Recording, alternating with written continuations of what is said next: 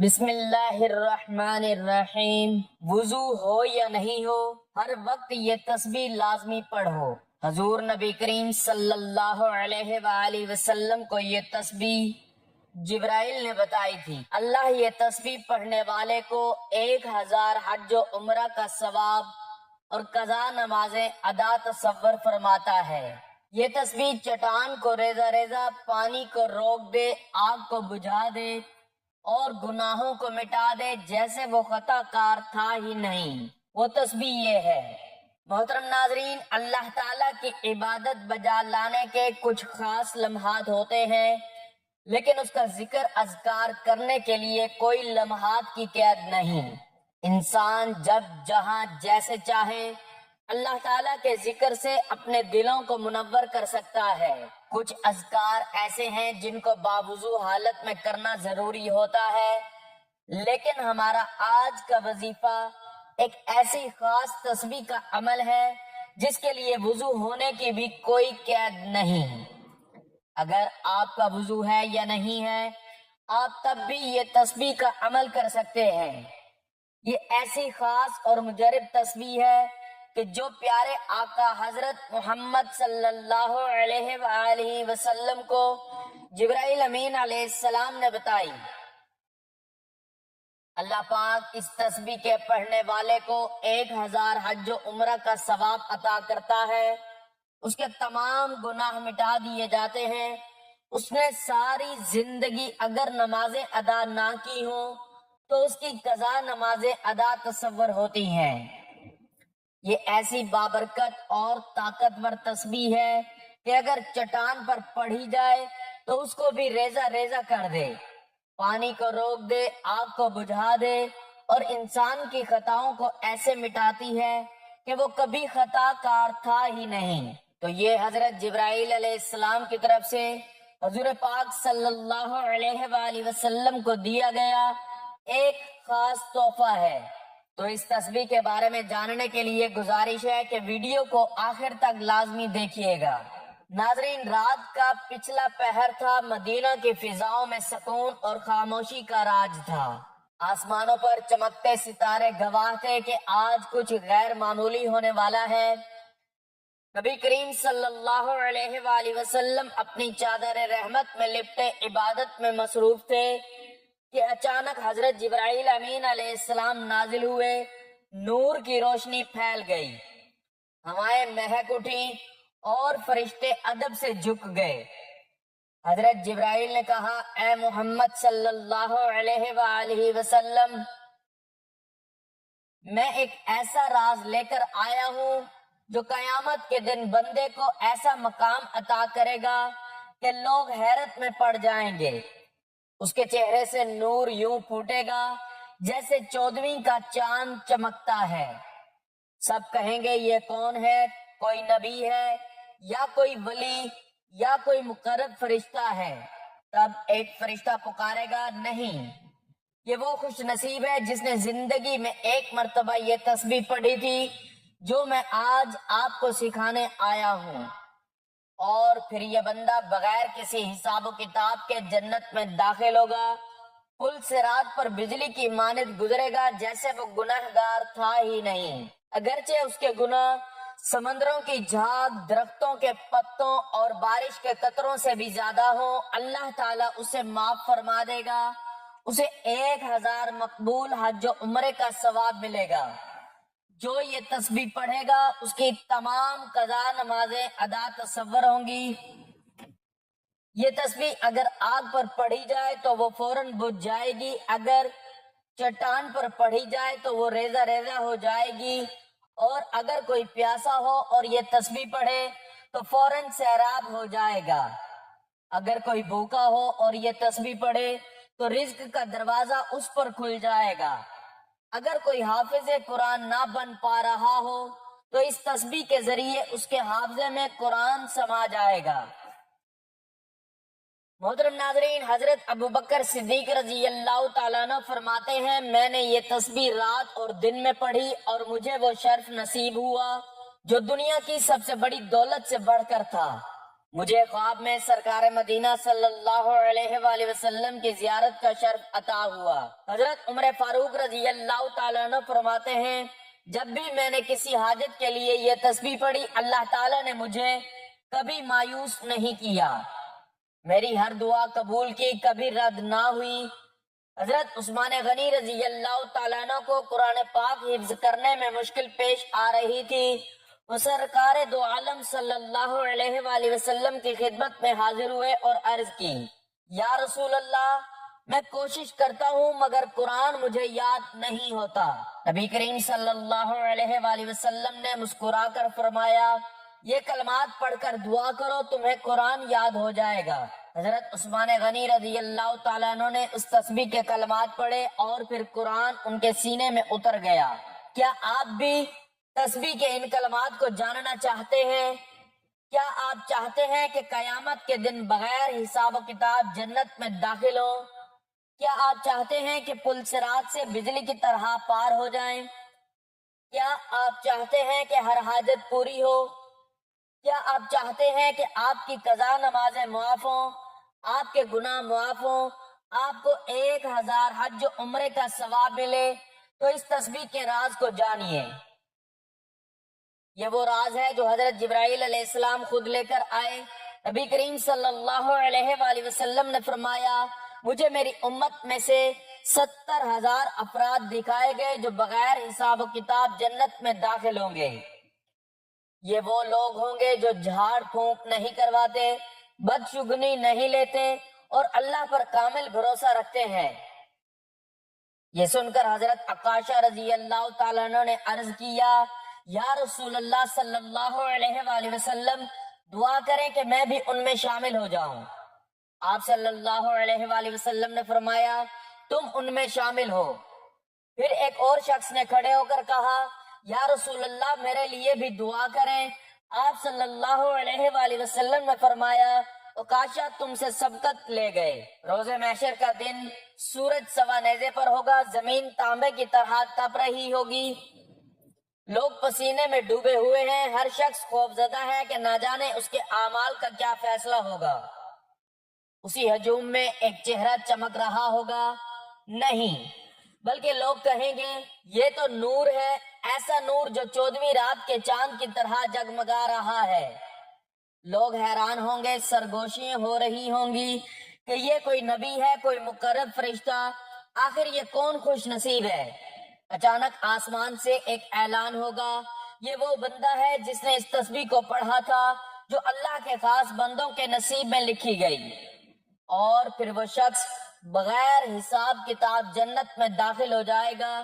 پل صراط پر یوں گزرے گا جیسے تیز ہوا کا جھونکا، اس کے تمام گناہوں کا نام و نشان تک نہیں رہے گا کہ وہ دنیا میں خطا کار تھا ہی نہیں۔ اس کو 1000 حج اور عمرے کا ثواب ملے گا، اس کی قضا نمازیں ساری معاف ہو جائیں گی۔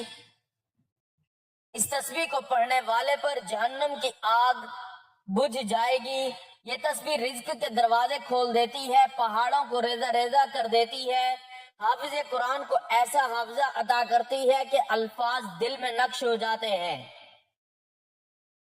حضرت عمر فاروق رضی اللہ تعالیٰ عنہ کہتے ہیں میں نے یہ تسبیح پڑھی، میری ہر حاجت پوری ہوئی۔ حضرت علی رضی اللہ تعالیٰ عنہ فرماتے ہیں جب میں تلوار تھامتا تو میرا دل اللہ کے نور سے روشن ہو جاتا، میں یہ تسبیح پڑھتا زمین و آسمان کے درمیان پل باندھ دیے جاتے اور میری تلوار روشنی کی مانند لمبی ہو کر دشمن کے سینے میں اتر جاتی، میں جہاں چاہتا میرا وار وہیں پہنچ جاتا اور پہاڑ میرے سامنے پگھل جاتے۔ میری تلوار فولاد کی نہیں تھی بلکہ اس میں اللہ کے حکم کی بجلی دوڑتی تھی، دشمن میرا نام سنتے ہی لرز اٹھتے، میدان جنگ میں ضربوں سے گونجنے لگتا، میدان جنگ میری ضربوں سے گونجنے لگتا اور میں دیکھتا کہ فتح میرے قدموں میں آ گری۔ اللہ نے مجھے وہ ہاتھ عطا کیے جو ظلم کا بوجھ کاٹ دیتے، وہ بازو دیے جو حق کا جھنڈا بلند کرتے، اور وہ نظر دی جو آنے والے وقت کی چالوں کو بھانپ لیتی۔ مجھے جنگوں میں کامیابی میری طاقت سے نہیں بلکہ اس کامل یقین سے ملی کہ میں حق پر تھا اور حق کی حمایت میں میرا ہر بار بجلی کی کڑک اور ہر قدم شیر کی گرج تھا۔ یہ وہ خزانہ ہے جسے جبرائیل امین علیہ السلام خود لے کر آئے، وہ راز جو قیامت میں نجات کا ذریعہ بنے گا۔ یہ ایک حیران کن منظر تھا۔ صحابہ کرام رضی اللہ تعالیٰ عنہ نبی کریم صلی اللہ علیہ وآلہ وسلم کے گرد بیٹھے ہوئے تھے کہ اچانک ایک اجنبی شخص مسجد میں داخل ہوا۔ اس کے کپڑے نہایت سفید، بال کالے اور سفر کے کوئی آثار نہ تھے۔ کسی نے اسے پہلے نہیں دیکھا تھا۔ وہ نبی کریم صلی اللہ علیہ وآلہ وسلم کے قریب آیا، بالکل سامنے بیٹھ کر گھٹنوں سے گھٹنے ملا دیے اور ہاتھ اپنی زانوں پر رکھ دیے۔ اس نے کہا، اے محمد صلی اللہ علیہ وآلہ وسلم، مجھے اسلام کے بارے میں بتائیں۔ رسول اللہ صلی اللہ علیہ وآلہ وسلم نے فرمایا، اسلام یہ ہے کہ تم گواہی دو کہ اللہ کے سوا کوئی معبود نہیں اور محمد صلی اللہ علیہ وآلہ وسلم اللہ کے رسول ہیں۔ نماز قائم کرو، زکوٰۃ ادا کرو، رمضان کے روزے رکھو اور استطاعت ہو تو حج کرو۔ اجنبی نے کہا، آپ نے سچ فرمایا۔ صحابہ کرام حیران تھے۔ یہ شخص سوال بھی کر رہا تھا اور خود ہی جواب کی تصدیق بھی کر رہا تھا۔ پھر اس نے پوچھا، مجھے ایمان کے بارے میں بتائیں۔ آپ صلی اللہ علیہ وآلہ وسلم نے فرمایا، ایمان یہ ہے کہ تم اللہ، اس کے فرشتوں، اس کی کتابوں، اس کے رسولوں، قیامت کے دن اور تقدیر پر ایمان رکھو، چاہے وہ اچھی ہو یا بری۔ اس شخص نے پھر وہی کہا، آپ نے سچ فرمایا۔ پھر اس نے پوچھا، مجھے احسان کے بارے میں بتائیں۔ رسول اللہ صلی اللہ علیہ وآلہ وسلم نے فرمایا، احسان یہ ہے کہ تم اللہ کی عبادت ایسے کرو جیسے تم اسے دیکھ رہے ہو، اور اگر یہ نہ ہو تو کم از کم یہ یقین رکھو کہ وہ تمہیں دیکھ رہا ہے۔ پھر اس اجنبی نے قیامت کی نشانیاں پوچھی اور کچھ نشانیوں کا ذکر کرنے کے بعد وہ چلا گیا۔ نبی کریم صلی اللہ علیہ وآلہ وسلم نے صحابہ سے پوچھا، جانتے ہو یہ کون تھا؟ صحابہ نے کہا، اللہ اور اس کا رسول صلی اللہ علیہ وآلہ وسلم بہتر جانتے ہیں۔ آپ صلی اللہ علیہ وآلہ وسلم نے فرمایا، یہ جبرائیل تھے جو تمہیں تمہارا دین سکھانے آئے تھے۔ نبی کریم صلی اللہ علیہ وآلہ وسلم نے فرمایا، قیامت سے پہلے دجال ظاہر ہوگا جو دنیا کا سب سے بڑا فتنہ ہوگا۔ وہ ایک آنکھ سے کانا ہوگا، اس کی دوسری آنکھ انگور کی طرح ابری ہوئی ہوگی۔ وہ لوگوں کو جنت اور جہنم دکھائے گا، لیکن اس کی جنت اصل میں جہنم ہوگی اور اس کی جہنم اصل میں جنت ہوگی۔ صحابہ حیران ہو کر سن رہے تھے۔ آپ صلی اللہ علیہ وآلہ وسلم نے مزید فرمایا، وہ زمین میں 40 دن تک رہے گا، لیکن وہ دن اس طرح ہوں گے، پہلا دن 1 سال کے برابر، دوسرا دن 1 مہینے کے برابر، تیسرا دن 1 ہفتے کے برابر اور باقی دن عام دنوں جیسے ہوں گے۔ صحابہ نے فوراً پوچھا، یا رسول اللہ صلی اللہ علیہ وآلہ وسلم، جو دن 1 سال کے برابر ہوگا کیا اس میں ہم صرف 5 نمازیں پڑھیں گے؟ آپ صلی اللہ علیہ وآلہ وسلم نے فرمایا، نہیں، بلکہ وقت کا حساب کر کے نمازیں ادا کرنا۔ پھر آپ صلی اللہ علیہ وآلہ وسلم نے فرمایا، دجال پوری زمین پر تیزی سے سفر کرے گا جیسے بادلوں کو ہوا اڑاتی ہے۔ وہ مدینہ اور مکہ میں داخل نہیں ہو سکے گا کیونکہ وہاں فرشتے اس کی حفاظت کریں گے۔ پھر نبی کریم صلی اللہ علیہ وآلہ وسلم نے دجال کے قتل کی خبر سنائی۔ حضرت عیسیٰ ابن مریم علیہ السلام دمشق کے مشرق میں سفید مینار پر اتریں گے، ان کے ہاتھوں میں نیزہ ہوگا، وہ دجال کو لطف اسرائیل کے قریب ایک جگہ میں قتل کریں گے۔ ایک رات جب مکہ خاموش تھا، رسول اللہ صلی اللہ علیہ وآلہ وسلم پر وحی کا نزول ہوا کہ اے محمد صلی اللہ علیہ وآلہ وسلم، تمہیں آسمانی سفر پر لے جایا جائے گا۔ حضرت جبرائیل علیہ السلام آپ کو بیت المقدس مسجد اقصی لے کر گئے، جہاں تمام انبیاء نے آپ کے پیچھے نماز ادا کی۔ پھر آپ کا سفر آسمان کی طرف ہوا۔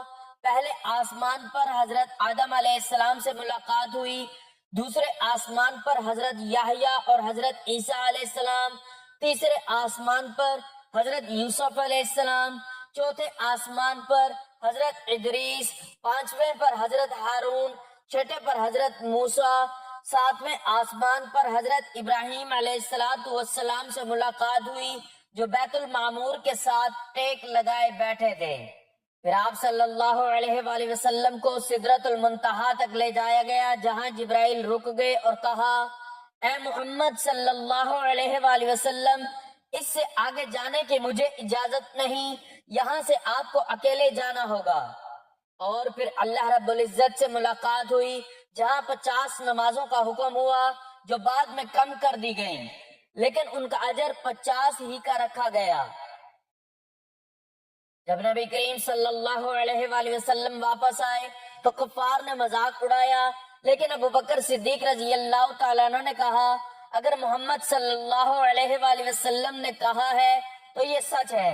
محترم ناظرین، حدیث قدسی ہے کہ نبی کریم صلی اللہ علیہ وآلہ وسلم نے فرمایا، اللہ تعالیٰ فرماتا ہے اے میرے بندو، میں نے اپنے اوپر ظلم کو حرام کیا اور تمہارے درمیان بھی ظلم کو حرام قرار دیا، بس تم ایک دوسرے پر ظلم نہ کرو۔ اے میرے بندو، تم سب بھوکے ہو سوائے اس کے جسے میں کھلاؤں، بس مجھ سے کھانے کا سوال کرو، میں تمہیں کھلاؤں گا۔ اے میرے بندو، تم سب ننگے ہو سوائے اس کے جسے میں پہناؤں، بس مجھ سے لباس مانگو، میں تمہیں پہناؤں گا۔ اے میرے بندو، تم سب گمراہ ہو سوائے اس کے جسے میں ہدایت دوں، بس مجھ سے ہدایت طلب کرو، میں تمہیں ہدایت دوں گا۔ اے میرے بندو، اگر تم سب کے سب پہلے اور پچھلے انسان اور جن ایک میدان میں کھڑے ہو کر مجھ سے مانگو اور میں سب کو عطا کر دوں تو میرے خزانوں میں اتنی بھی کمی نہ ہوگی جتنا کہ سمندر میں سوئی ڈبونے سے پانی کم ہوتا ہے۔ نبی کریم صلی اللہ علیہ وآلہ وسلم نے فرمایا کیا تم جانتے ہو کہ مفلس کون ہے؟ صحابہ نے عرض کیا ہم میں مفلس وہ ہے جس کے پاس نہ درہم ہو نہ مال۔ آپ صلی اللہ علیہ وآلہ وسلم نے فرمایا میری امت کا مفلس وہ شخص ہوگا جو قیامت کے دن نماز، روزہ اور زکوٰۃ لے کر آئے گا، لیکن اس نے کسی کو گالی دی ہوگی، کسی پر تہمت لگائی ہوگی، کسی کا مال کھایا ہوگا، کسی کا خون بہایا ہوگا، کسی کو مارا ہوگا، بس اس کی نیکیاں ان لوگوں میں بانٹ دی جائیں گی۔ اگر اس کی نیکیاں ختم ہو گئی اور حقوق باقی رہے تو ان لوگوں کے گناہ اس پر ڈال دیے جائیں گے اور پھر اسے جہنم میں ڈال دیا جائے گا۔ نبی کریم صلی اللہ علیہ وآلہ وسلم نے فرمایا بنی اسرائیل میں 3 شخص تھے، ایک کوڑی، دوسرا گنجا، تیسرا نابینا۔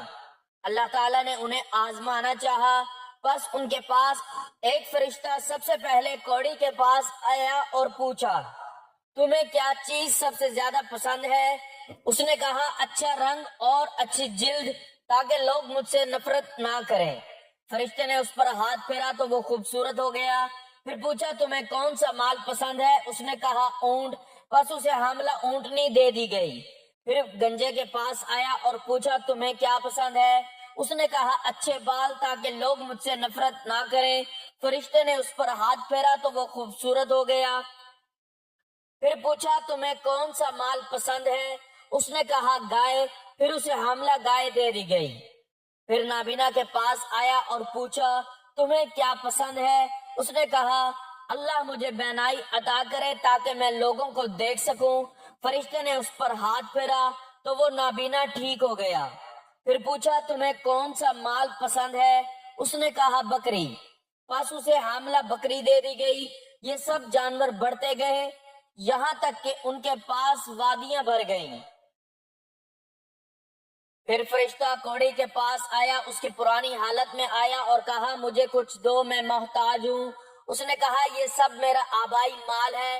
فرشتے نے کہا اگر تم جھوٹے ہو تو اللہ تمہیں پہلے جیسا کر دے۔ پھر گنجے کے پاس گیا، اس نے بھی انکار کیا تو دعا دی کہ اللہ تجھے پہلے جیسا کر دے۔ پھر نابینا کے پاس آیا اور کہا میں مسکین اور مسافر ہوں، مجھے کچھ دو۔ اس نے کہا یہ سب مال اللہ کا دیا ہوا ہے، لے جتنا چاہے۔ فرشتے نے کہا اپنا مال اپنے پاس رکھ، یہ محض آزمائش تھی، اللہ تجھ سے راضی ہوا اور تیرے ساتھیوں سے ناراض ہو گیا۔ ناظرین، ایک عظیم راز حضرت جبرائیل علیہ السلام کی لائی ہوئی وہ خاص تسبیح رات کا پچھلا پہر تھا۔ مدینہ کی فضاؤں میں سکون اور خاموشی کا راج تھا۔ آسمان پر چمکتے ستارے گواہ تھے کہ آج کچھ غیر معمولی ہونے والا ہے۔ نبی کریم صلی اللہ علیہ وآلہ وسلم اپنی چادر رحمت میں لپٹے عبادت میں مصروف تھے کہ اچانک حضرت جبرائیل امین علیہ السلام نازل ہوئے۔ نور کی روشنی پھیل گئی، ہوائیں مہک اٹھی اور فرشتے ادب سے جھک گئے۔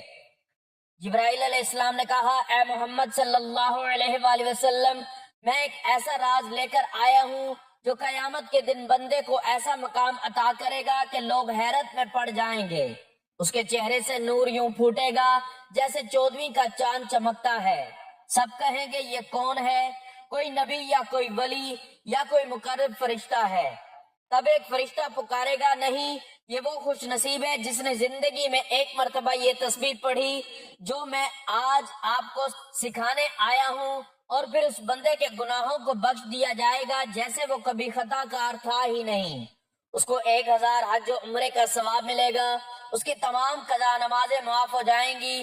یہ تسبیح اگر آگ پر پڑھی جائے تو وہ فوراً بجھ جاتی ہے، اگر پہاڑ پر پڑھی جائے تو وہ ریزہ ریزہ ہو جاتا ہے۔ ان کلمات کے ذریعے رزق میں فراوانی ہوتی ہے، اور وہ بابرکت تسبیح یہ ہے: لا الہ الا اللہ الملک الحق المبین، لا الہ الا اللہ الحکم العدل المتین، وربنا آباؤنا الاولون، لا الہ الا انت سبحانک انی کنت من الظالمین۔ ترجمہ: اللہ کے سوا کوئی معبود نہیں، وہی بادشاہ ہے، سچا اور ظاہر ہونے والا، یعنی ہر چیز کو واضح کرنے والا۔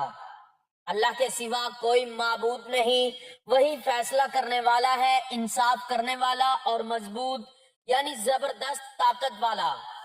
اور ہمارے رب وہی ہے جو ہمارے پہلے باپ دادا کے بھی رب تھے۔ اے اللہ، تیرے سوا کوئی معبود نہیں، تو پاک ہے، بے شک میں ہی ظالموں میں سے تھا۔